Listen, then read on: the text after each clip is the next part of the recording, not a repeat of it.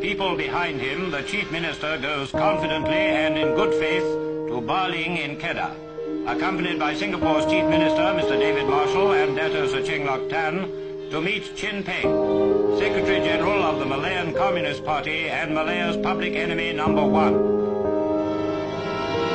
Much as the people of Malaya wish to end the senseless terror of the past, none desires to yield an inch to the men who committed these crimes.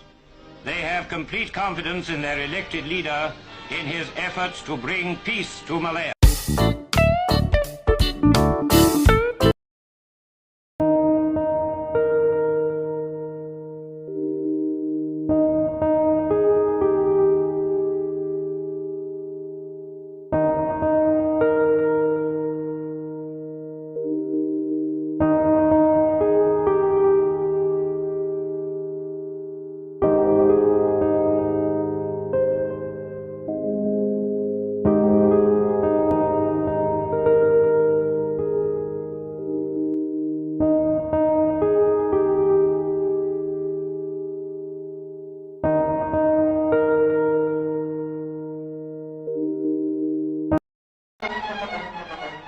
The eyes of the world turned for a fateful 2 days on Baling near the Thai frontier for talks between government representatives and communist terrorist leaders.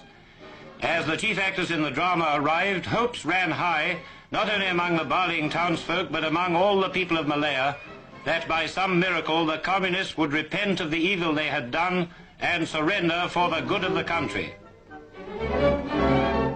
The whole town flocks to the school which has been prepared as the conference room to watch the chief ministers arrive. Tunku Abdul Rahman and Mr. David Marshall are as one in their attitude to communism, supported by Sir Cheng Lok Tan. They are prepared to give the communists a fair hearing in the hopes of a peaceful settlement. The austere conference room waits with a sense of history, while a teacher's house has been prepared to accommodate the communists.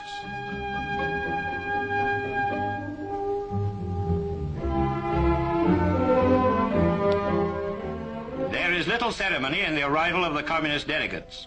2 ordinary police trucks with hard benches picked them up at the jungle edge and brought them into Baling. All necks craned for a glimpse of the number one terrorist. There he is, that's him. Chin Peng, directly responsible for a brutal 7-year campaign of murder and terrorism against the ordinary people of Malaya. Propaganda Chief Chen Chan is with him, and also Abdul Rashid bin Maidin, who escaped from the Malacca detention camp in 1951.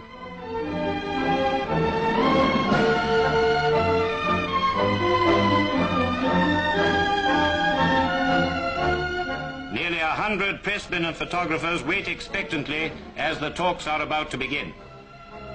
The government delegation is confident, as well they might be, led by elected chief ministers with every right to speak with authority on behalf of the Malayan people.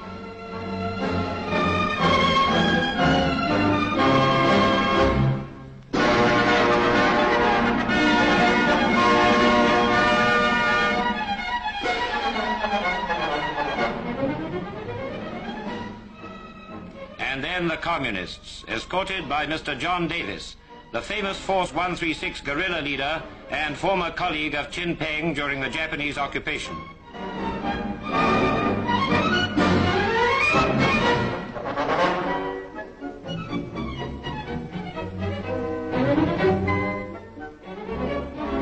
However starved his rank and file may be, it's obvious that the boss has been living well in his Siamese hideout.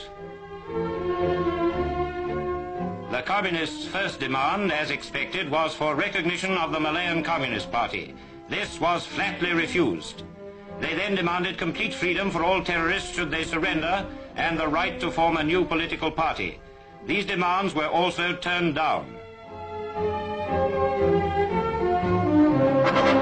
The Tunku then yielded a point that surrendered terrorists could join existing political parties once they had proved their loyalty to Malaya. But further he could not go without imperiling the country's security. The crowd and pressmen waited tense while the talks went into night session. But the communists refused to accept the amnesty terms. The amnesty means surrender, they said.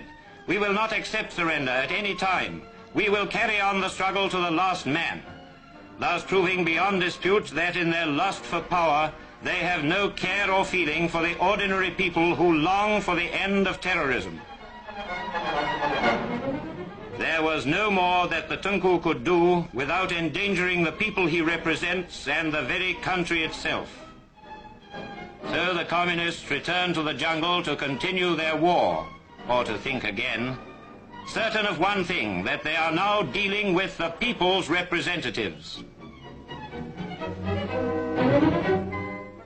Meanwhile, the chief ministers give the press a full account of what happened, freely answering all their questions. The Tunku declined to call the unsatisfactory outcome a breakdown. He is confident that the communists are so anxious to end the war that they will be ready for further talks when he returns from London. I will never give in, he told them, and the people of Malaya are with him.